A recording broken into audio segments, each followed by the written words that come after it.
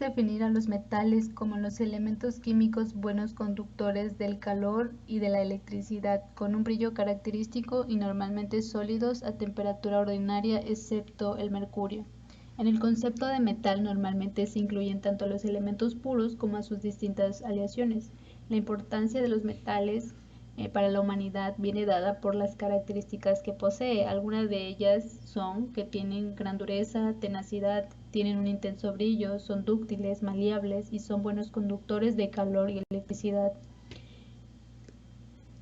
El metal es uno de los materiales de construcción más utilizados por sus características de resistencia, estética, reutilización, larga vida y su forma sencilla de ser aplicado en la mayoría de las ocasiones.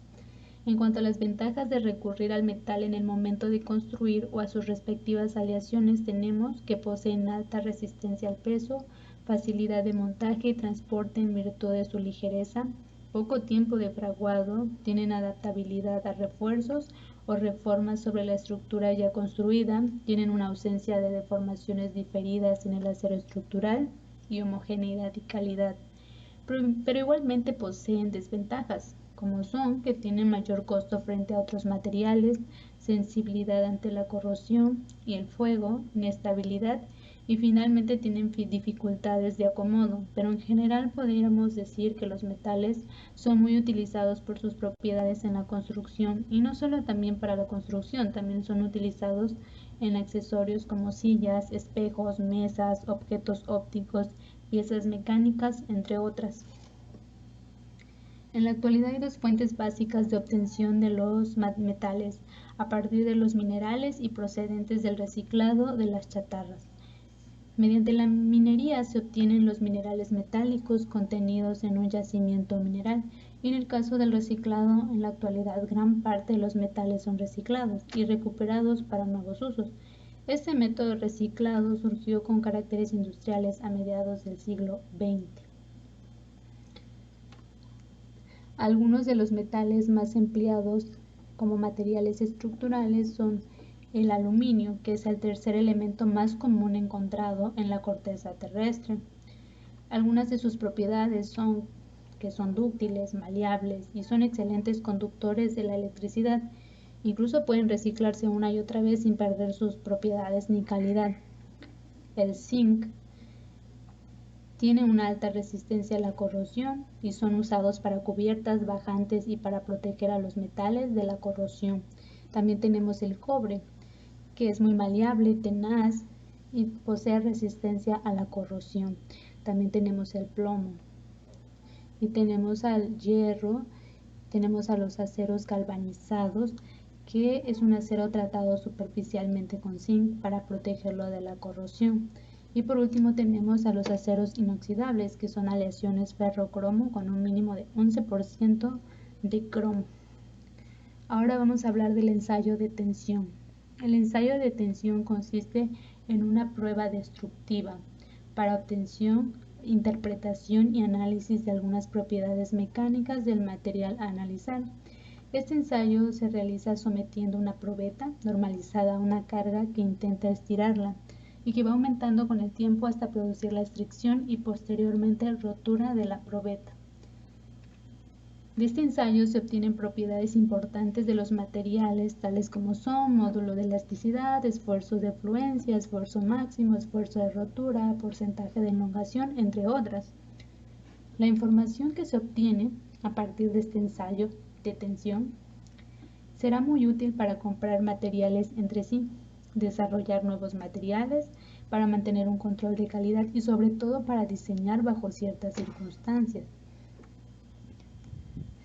Otra propiedad que poseen los metales es el esfuerzo. Se denomina esfuerzo a la fuerza por unidad de área, la cual se denota con la letra griega sigma, y es un parámetro que permite comparar la resistencia de dos materiales, ya que establece una base común de referencia. Las unidades del esfuerzo están dadas por pascales, abreviadas como PA. Determinar qué tan resistentes son los materiales ante los esfuerzos es algo muy importante. para las estructuras utilizadas en la construcción de edificaciones, así como en el diseño de piezas para distintos dispositivos. Es necesario asegurarse de que los materiales elegidos cumplan adecuadamente su función.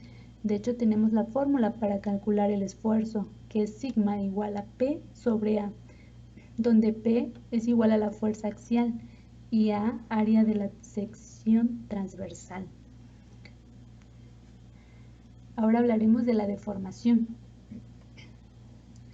La deformación es el cambio en el tamaño o forma de un cuerpo debido a la aplicación de una o más fuerzas sobre el mismo o la ocurrencia de dilatación térmica. Entonces, eso se refiere que la deformación es el cambio de forma de un cuerpo, el cual se debe al esfuerzo, al cambio térmico, también podría ser al cambio de humedad o a otras causas. En conjunción con el esfuerzo directo, la deformación se supone como un cambio lineal y se mide en unidades de longitud. En los ensayos de torsión se acostumbra a medir la deformación como un ángulo de torsión entre dos secciones especificadas. Hay dos tipos de deformaciones, la deformación elástica y la deformación plástica. La deformación elástica se presenta al eliminar la tensión aplicada sobre el material. En este caso, vuelve a su longitud inicial. En el caso de la deformación plástica, al eliminar la tensión aplicada sobre el material, este no recupera sus dimensiones iniciales. Entonces, la diferencia entre la deformación elástica y plástica es que la elástica vuelve a su longitud inicial, mientras que la plástica no lo hace. Aquí tenemos la fórmula para calcular la deformación, que es E es igual a S sobre L, donde E representa la deformación y S es la deformación total sobre la longitud inicial. Tenemos el módulo de Young. En este caso, el módulo de Young es un parámetro que caracteriza el comportamiento de un metal elástico según la dirección en la que se aplica una fuerza. Es uno de los métodos más extendidos para conocer la elasticidad de un material. Tenemos la fórmula de la elasticidad, que es igual a sigma sobre E, donde E se refiere al módulo de Young y las unidades están expresadas en pascal. El sigma es la tensión uniaxial o forma uniaxial por superficie de la unidad en pascal. La E representa la deformación o deformación proporcional. Esto quiere decir el cambio de longitud dividido por la longitud original. Ahora tenemos el esfuerzo de excedencia. El esfuerzo de excedencia se define como el esfuerzo necesario para que un objeto empiece a deformarse permanentemente, es decir, que experimente una deformación plástica sin llegar a romperse o fracturarse. Conocer el valor del esfuerzo de excedencia es algo muy importante para conocer si el material es apropiado para el uso que se le quiere dar a las partes fabricadas con él. Cuando una pieza se ha deformado más allá del límite elástico, posiblemente no pueda realizar correctamente la función a la que estaba destinado y debe ser sustituida. Es por esta razón que debe conocerse el esfuerzo de excedencia en un material. Entonces, el esfuerzo de excedencia se refiere al límite elástico de un material, que es el esfuerzo máximo que puede soportar sin perder la elasticidad. Se calcula mediante el coeficiente entre la magnitud de la fuerza máxima y el área de sección transversal de la muestra A. Aquí tenemos la fórmula para calcular el límite elástico, que es límite elástico es igual a Fm sobre A. Las unidades en las cuales están expresadas el límite elástico son los pascales, ya que se trata de un esfuerzo.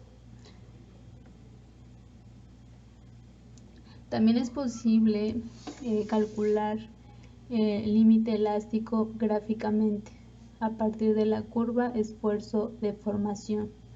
Para ello, se traza una recta paralela a la línea que corresponde a la zona elástica, la que obedece a la ley de Hooke, pero desplazada aproximadamente a 0.2% sobre la escala horizontal o 0.002 por pulgada de deformación. Entonces aquí la línea se extiende hasta intersectar la curva en un punto cuya coordenada vertical es el valor buscado del esfuerzo de excedencia, denotado como sigma, tal como se aprecia en la imagen. En este caso, este material se trata del aluminio. Continuando con los conceptos, tenemos resistencia a la tensión. La resistencia a la tensión consiste en la máxima fuerza o tensión en la que puede someterse un metal antes de su rotura. Este ensayo se somete al material a una fuerza de tracción, que se le aplica una fuerza o varias fuerzas externas que van a tratar de cierrar el material. El esfuerzo de ruptura es el valor en el cual se genera la fractura de la probeta, y por tanto el fin del ensayo. La tensión de rotura se obtiene por lo general realizando un ensayo de tracción y registrando la tensión en función de la deformación o alargamiento. El módulo de resiliencia es la energía de deformación por unidad de volumen que se requiere para deformar un material hasta su límite elástico. Resiliencia por unidad de volumen se mide en julios, o joules mejor dicho, por unidad de volumen. Julios o joules por metros cúbicos en el sistema internacional. En ingeniería se hacen continuamente ensayos de resiliencia para calcular la facilidad o no de deformarse de miles de materiales metálicos. La fórmula es la siguiente que ustedes ven, donde S es la sección de la probeta por la parte de la cuña y normalmente el módulo de resiliencia se expresa en kilogramos sobre centímetro cuadrado o unidades similar. El módulo de veneno, de Poisson, consta elástica que proporciona una medida del estrechamiento o reducción de sección de un prisma de material elástico lineal e isótropo cuando se estira longitudinalmente y se adelgaza en las direcciones transversales al alargamiento. Podemos ver que es la siguiente fórmula que está ahí, que es igual a mu es igual a menos E transversal sobre E axial. La deformación unitaria longitudinal EL es el estiramiento dividido entre el largo original. EL es igual a eso que está ahí. De igual manera, la deformación unitaria transversal E es el estrechamiento radial dividido entre el diámetro original. ET es igual a D menos T sobre ET. Por lo tanto, el coeficiente de Poisson se calcula mediante la siguiente fórmula. B es igual a menos ET sobre EL. Y finalmente, pero no menos importante, tenemos el porcentaje de elongación. La elongación es una magnitud que mide el aumento de longitud que experimenta un material cuando se le somete a un esfuerzo de tracción. Antes de producirse su rotura, el alargamiento se expresa en tanto por ciento. Con respecto a la longitud inicial, la fórmula vendría siendo lo siguiente. Porcentaje de elongación es igual a LF menos LI sobre LI por 100. Muy bien, y para acabar con esta primera parte de la práctica tenemos qué es lo que significa cada una de las siguientes siglas. Y para ello empezaremos primero con PSI. El significado de PSI en presión hace referencia a las libras por pulgada cuadrada. Su nombre en inglés vendría siendo SXI, pero como no sé el verbo to be, pound per square inch, sonaría así. KSI significaría 1000 libras por pulgada cuadrada. Más que nada porque K es un prefijo que vale 1000. Y pues, así, eso es todo. Bueno, esta es una que todos se saben, PA, que vendría siendo pascales, que es una unidad derivada de presión en el sistema internacional, equivalente a un newton por metro cuadrado ortogonal a la fuerza. De igual manera, MPa significa megapascales. La diferencia es que mega vendría siendo un prefijo y esto equivale a 1 por 10 a la sexta, que es lo que vale m omega.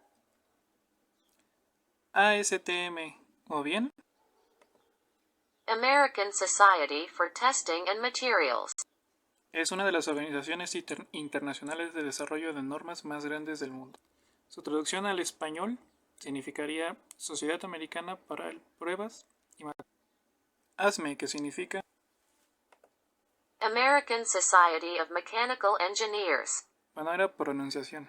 Por su traducción al español es la Sociedad Americana de Ingenieros Mecánicos. Es una organización profesional sin fines de lucro que promueve el arte, la ciencia y la práctica de la ingeniería mecánica. Hasta aquí la primera parte de la práctica. Gracias.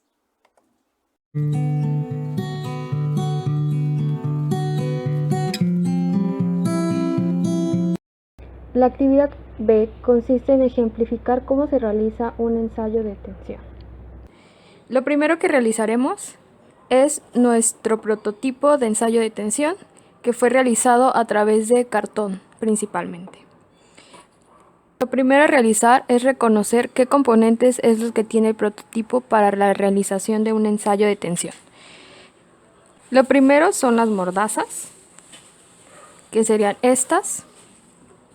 A continuación veremos las celdas móviles y nuestras celdas de carga.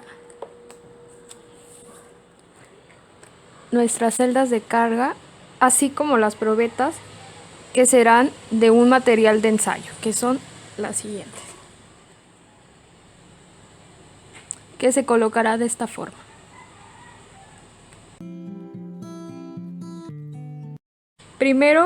Empezaremos primero con la longitud inicial. Vemos que aquí iniciaremos con la longitud inicial lineal. Vemos aquí que enmarcamos la línea en la que esta longitud se encuentra recta antes de que tenga una forma circular hacia arriba. Por lo tanto, realizaremos la medición. Generalmente se realiza esto con un vernier, pero haremos esto en esta ocasión con una regla que no es tan preciso como el vernier. No es tan preciso como el vernier, pero realizaremos la medición con una regla. Podemos observar aquí que mide 7 centímetros nuestra probeta. Esa sería nuestra longitud inicial. Posteriormente veremos la longitud que esta tiene a partir de que esta forma la otra estructura circular, y vemos que es de 7.5.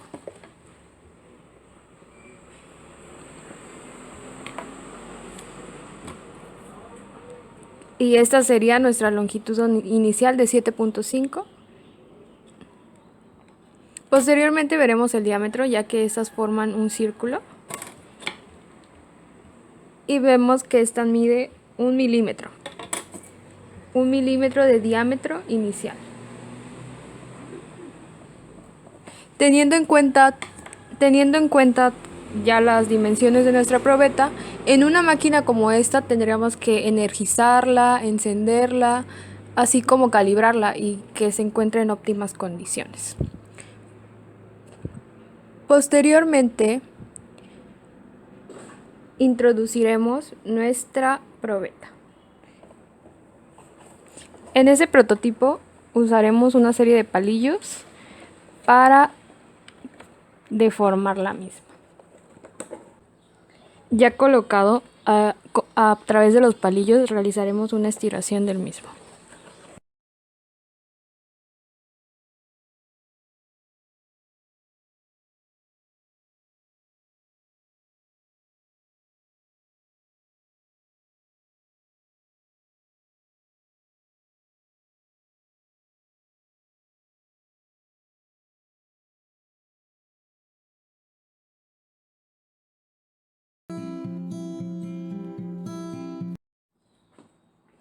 Mediciones de nuestra probeta número 2. Tiene una longitud de 6.5 centímetros, o sea 65 milímetros, en línea recta. En su medición total tiene una medición de 7 centímetros, que es igual a 70 milímetros.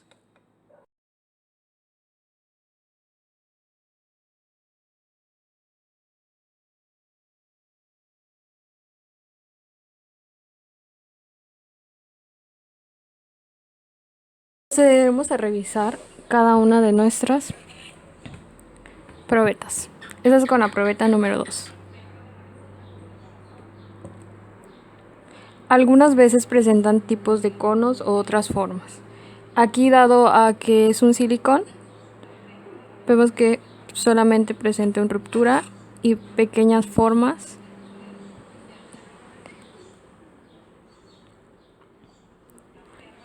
como un poco de forma de cono debido al estiramiento.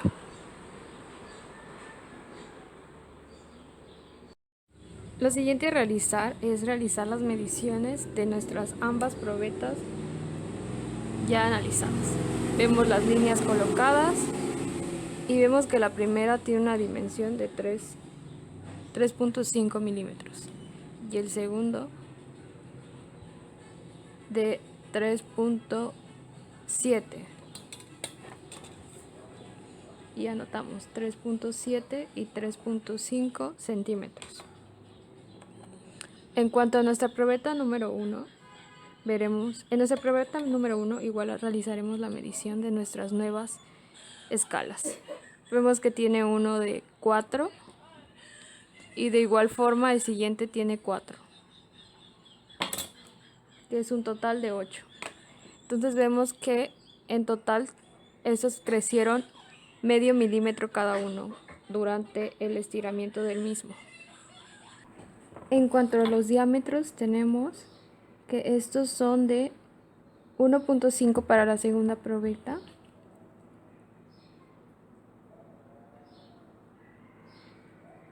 y este es de 1 centímetro, o sea 10 milímetros. Y vemos que es para ambos lados de la ruptura. Podemos indicar que nuestra probeta 1 obtuvo una longitud inicial de 75 milímetros, así como un diámetro de 5 milímetros. De igual forma, nuestra probeta número 2 tiene 5 milímetros de diámetro inicial y 70 milímetros de longitud inicial. Finalmente, las longitudes obtenidas fueron de 80 milímetros de longitud y 10 milímetros de final para la probeta 1. En cuanto a la probeta 2, vemos que nuestros datos dieron 72 milímetros de longitud inicial y 7 milímetros correspondientes al diámetro final.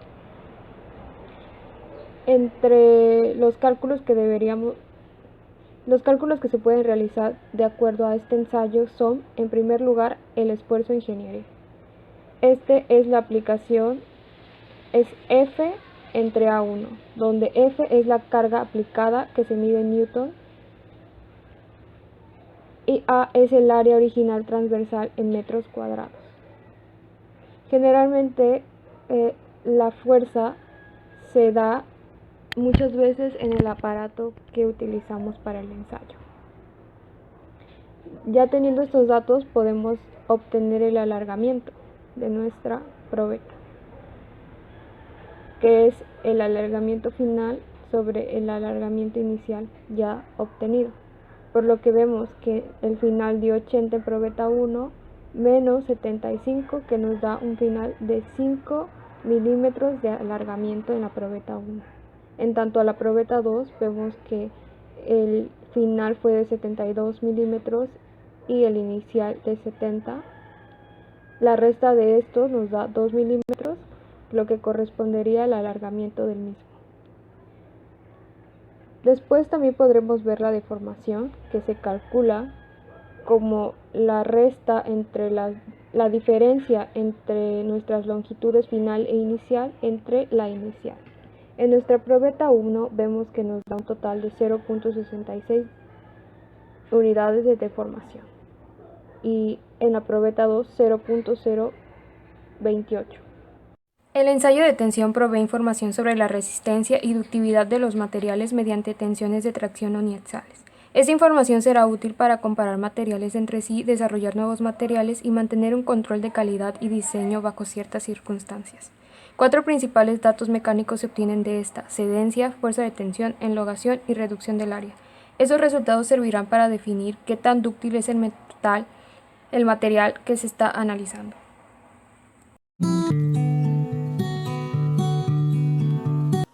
La actividad C de la práctica 4 del Laboratorio de Ingeniería de los Materiales Consiste en mostrar ejemplos típicos de diagramas de esfuerzo de formación obtenidos a partir de ensayos de tensión y explicar los puntos y zonas importantes que conforman a los mismos.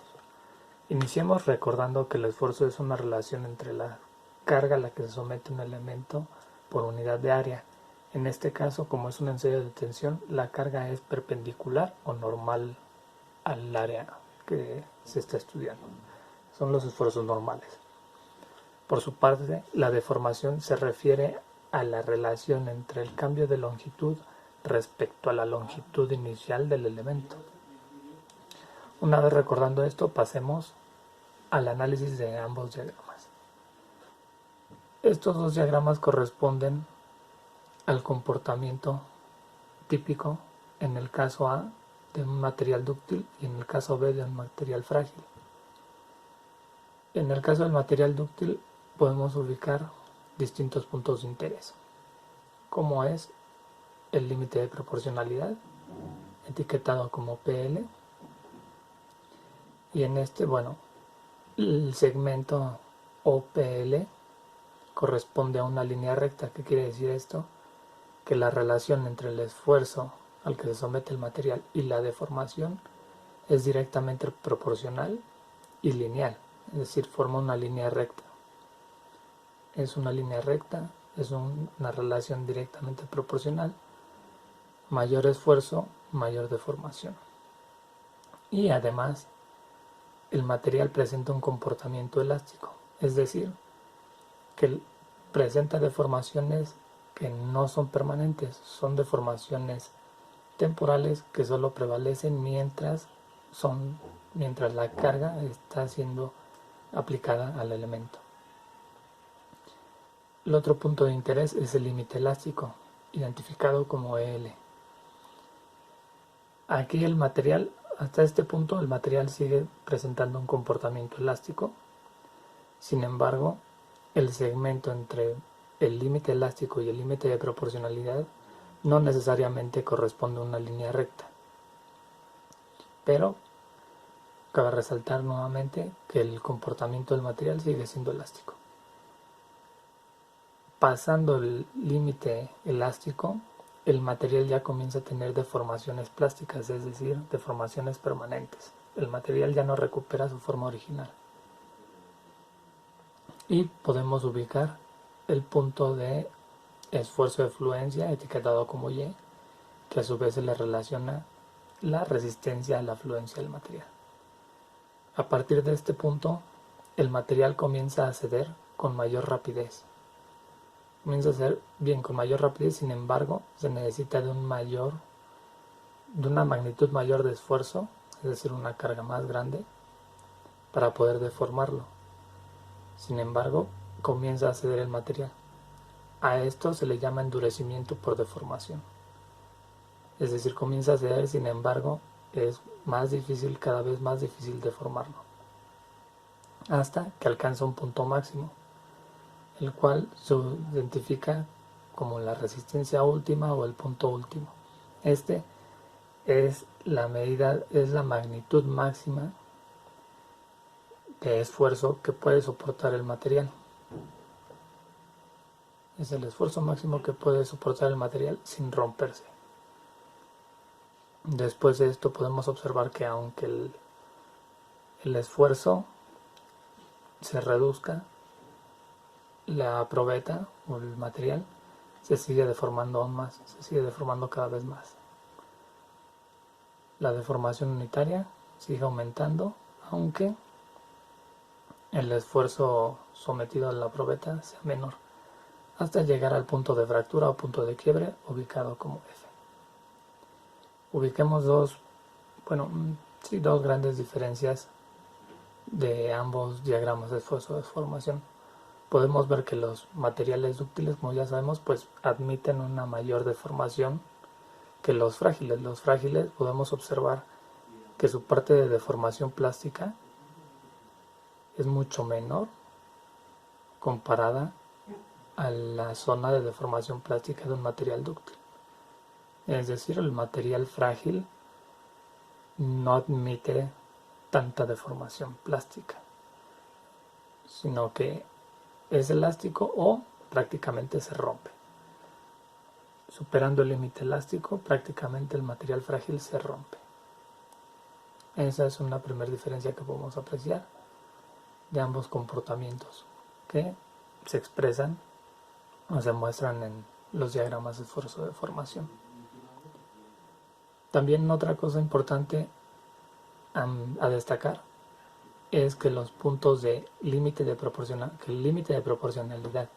el límite elástico, así como el de resistencia a la fluencia, en los diagramas reales se encuentran muy juntos. Esto es una idealización y se está exagerando para poderlos diferenciar.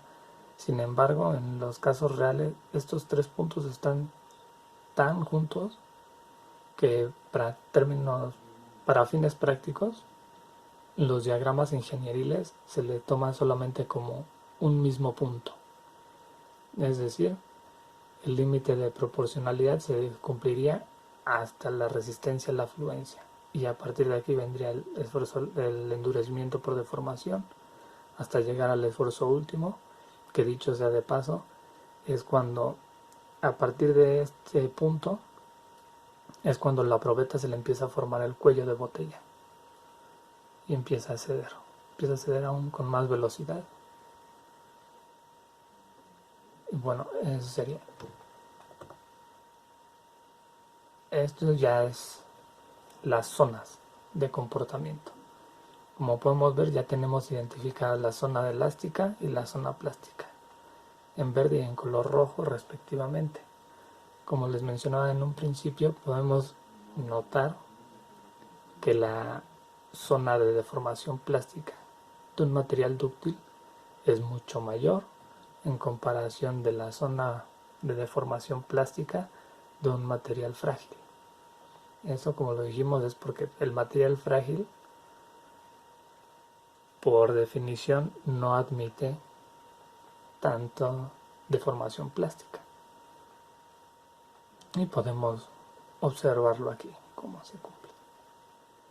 Y lo que les decía del límite de proporcionalidad, del límite elástico y la resistencia a la fluencia, en los diagramas de esfuerzo de formación ingenieriles se toman como un mismo punto. Por lo tanto, la zona verde abarca hasta la resistencia a la fluencia.